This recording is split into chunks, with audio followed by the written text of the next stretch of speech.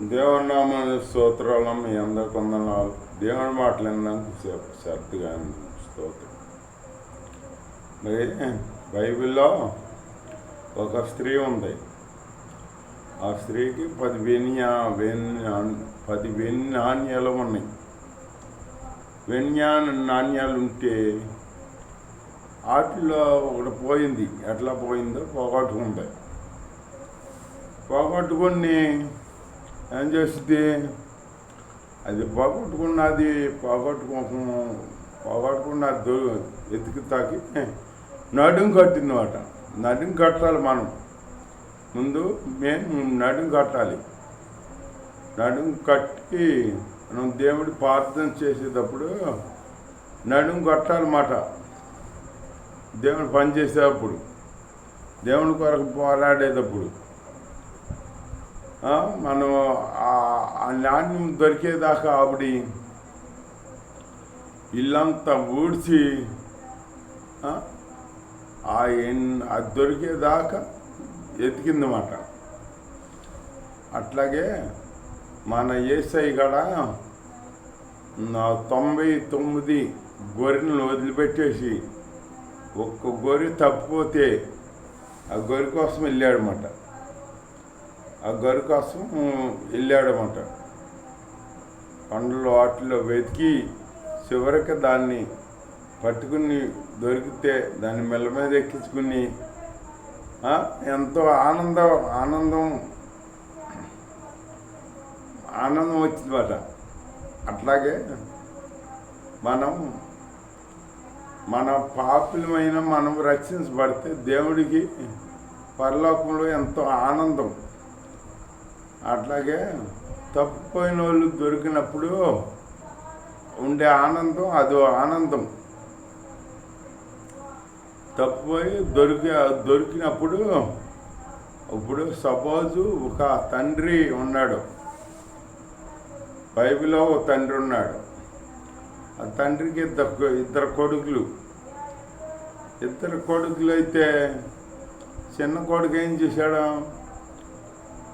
చిన్న కొడుకు తండ్రి నాకు వచ్చే ఆస్తి నాకు పంచమని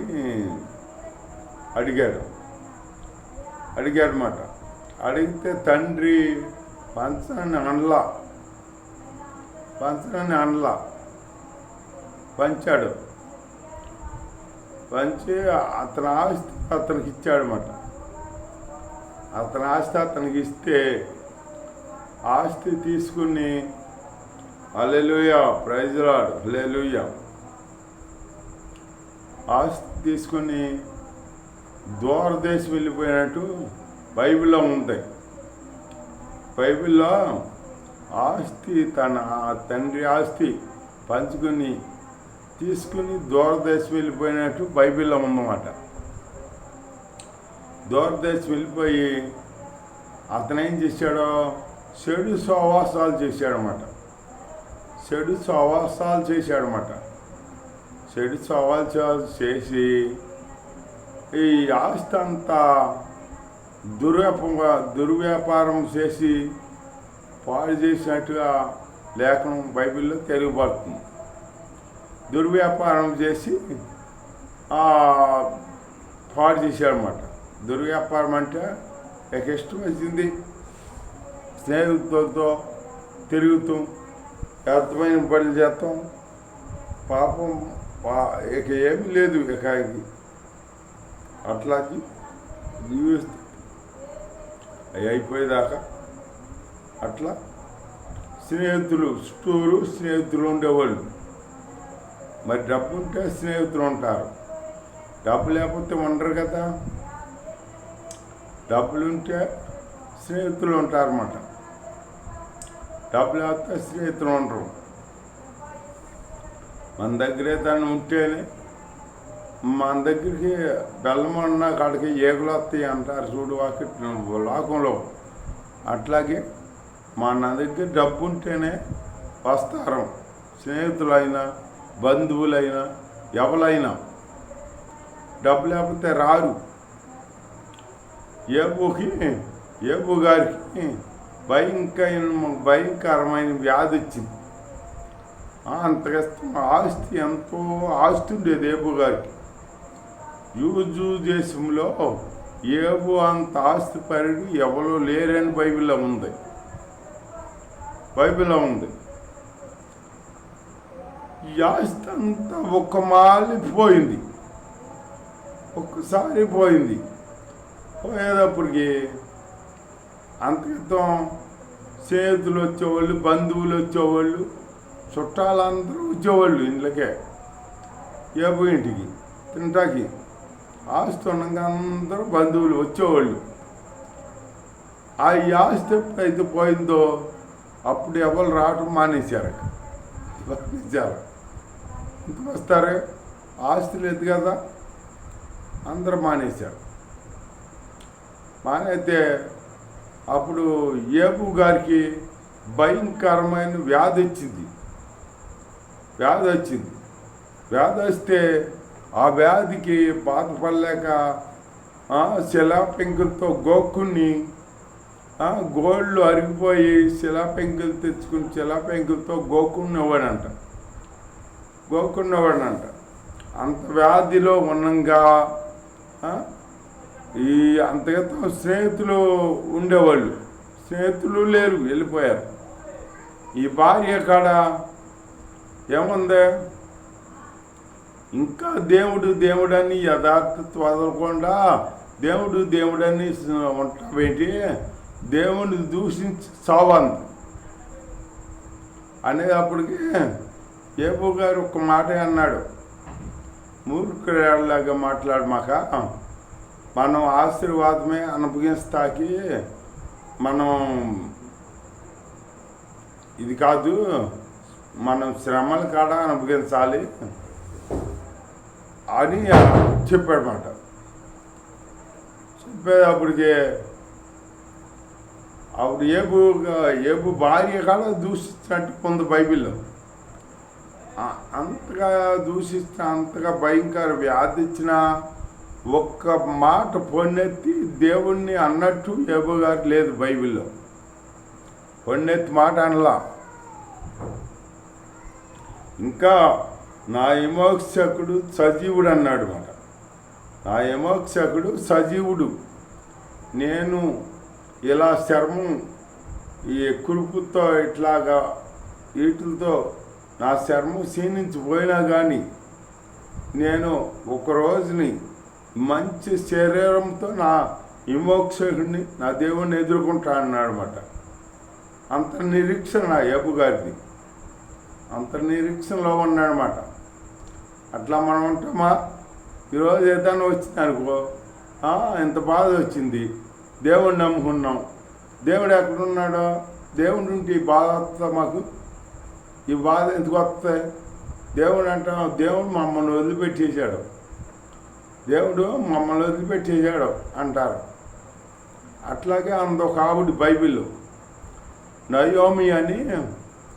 నయోమి స్త్రీ మోయాబు దేశానికి వెళ్ళింది. బెత్లెహేం వదిలి చిన్న కరువు వచ్చిందని బెత్లెహేం వదిలేసి మోయాబు దేశానికి వెళ్ళిపోయింది.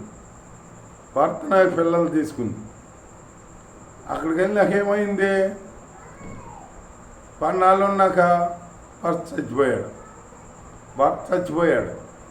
భర్త చనిపోయినాక ఈ కొడుకులు ఉన్నారుగా, ఈ కొడుకుల్ని చక్కగా ఇద్దరికి పెళ్ళి చేసింది. పెళ్ళి చేస్తే మళ్ళీ కొన్నాళ్ళకి కుమారుడు చచ్చిపోయాడు. ఇంకా ఏమోలే మన ఇదిలే అని ఊరుకుని అట్టగా ఉంటుంటే మళ్ళీ కొన్నాళ్ళకి మళ్ళీ ఇంకో కొడుకు చచ్చిపోయాడు. ఇద్దరు చచ్చిపోతే ముగ్గురు ఎదురాలు అయిపోయారు. ఎవరో అత్తగారు ఎదురాలి, ఇద్దరు కోడళ్ళు ఎదురాళ్ళు అయిపోయారు అన్నమాట. అయిపోతే ఈ నయోమి ఏమందా, దేవుడు నాకు నా పక్షాన్ని లేడు, ఎట్లాగా నేను భర్తను పోగొట్టుకున్నా, పిల్లలను పోగొట్టుకున్నాను, నన్ను వదిలేసి మీరు వెళ్ళిపోండి అని కోడలు చెప్పింది మాట. నేను బెత్లెహేము మా ఊరు వెళ్ళిపోతానా, మీరు వెళ్ళిపోండి, మీ పుట్టిల్లికి వెళ్ళిపోయి మీరు మళ్ళీ ఎవరినైనా చేసుకుని చక్కగా జీవించండి అని చెప్పింది. చెబితేను మేము వెళ్ళం అట్లా అత్త ఆ మాట మేము నోటు రాకూడదు, మేము మీతోనే ఉంటాము అన్నారు. అంటేను మళ్ళీ అలాగే చెప్పగా ఒక రోజుని పెద్ద కోళ్ళు ఏం చేసింది, ఓర్ప ఈ మాట మళ్ళీ అంది కదా, మీ అమ్మగారింటికి వెళ్ళిపోండి అమ్మా, ఇప్పుడు నేను ఒక పరిస్థితితో ఉండి పిల్లల కన్నా కానీ వాళ్ళు పెద్దవాళ్ళు అయ్యేదాకా మీరు ఉండరు కదా, అయినా నేను పరిస్థితితో ఉంటే ఏజ్ కాదు నాది, నా ఈ వయసులో నేను ఈ యొక్క పరిస్థితితో ఉండలేను అని కూడా చెప్పింది.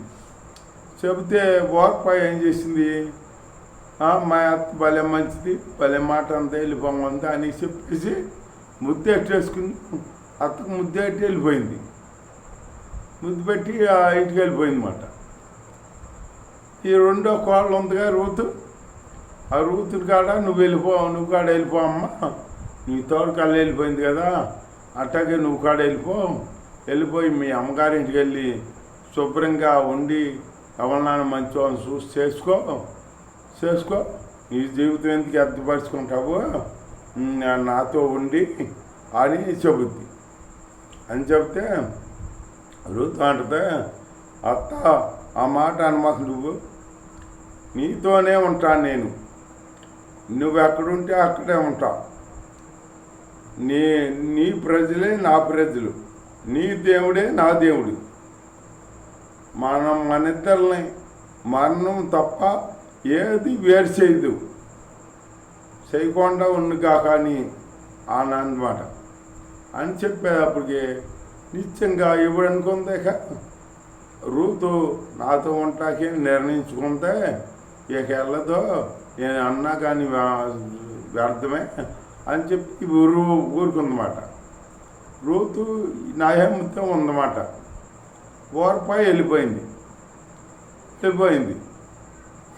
కనుక ఓర్ప గురించి లేదు బైబిల్లో.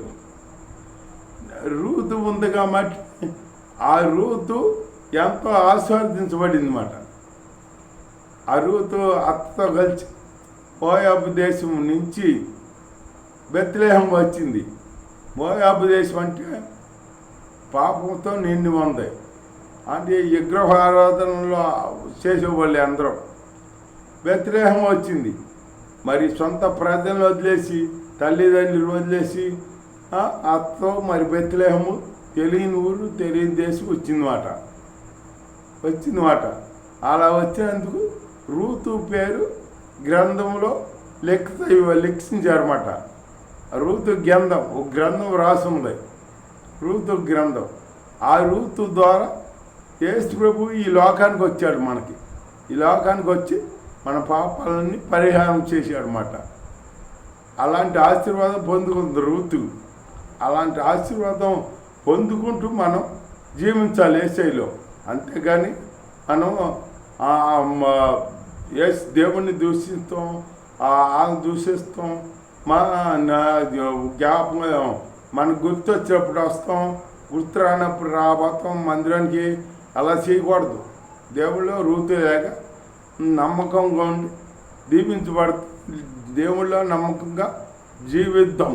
ఈ మాటలు దేవుడు దీవించాను గాక. ఆమెన్. స్తోత్రం. మీలో ఎలా ఉండాలి తెలుగుపరిచి మా దీవాన్ని స్తోత్రం. నాయన మిమ్మల్ని హత్తుకుని జీవించాలని తండ్రి తెలుగుపరిచి మా రూతు తండ్రి తన అతను హత్తుకుని జీవించిన అయినా తండ్రి ఈ లోకానికి నాన్న రక్షకుడు కారకం అయ్యిందని ఆవిడ తండ్రి ఆమె ద్వారా తండ్రి రక్షకుడు యేసయ్య ఈ లోకానికి వచ్చి పాపాలు పరిహారం చేస్తాకి నాయన ఆవిడ ద్వారా నాయన ఈ లోకానికి వచ్చినట్టు నా లేఖనం తెలవబడుతుంది అండి. అట్లాంటి జీవితం కలిగిన ఆయన మేము తండ్రి రూతు లేక భక్తులు కలిగిన ఆయన అతను హత్తుకున్నట్టుగా మిమ్మల్ని హత్తుకుని మేము జీవించే జీవితాలు మాకు నాకు దయచేసి కాపాడు సహాయం చేయమని ఏ స్నామంలో ప్రార్థన చేసి అడుగుతున్నాం పరమ తండ్రి. ఆమె సహాయం చేస్తున్నది ఇంకెలా స్తోత్రాలు చెల్లించు పరమ తండ్రి. ఆమె తండ్రి అనే దేవుడి ప్రేమ కుమారి నిస్కిజు కృపా పరిశుద్ధాత్మ విశ్వాసం ఇక్కడ చేరి నాకు లోకంలో సకల పరిశుద్ధ తోడై నడిపించను గాక. ఆమె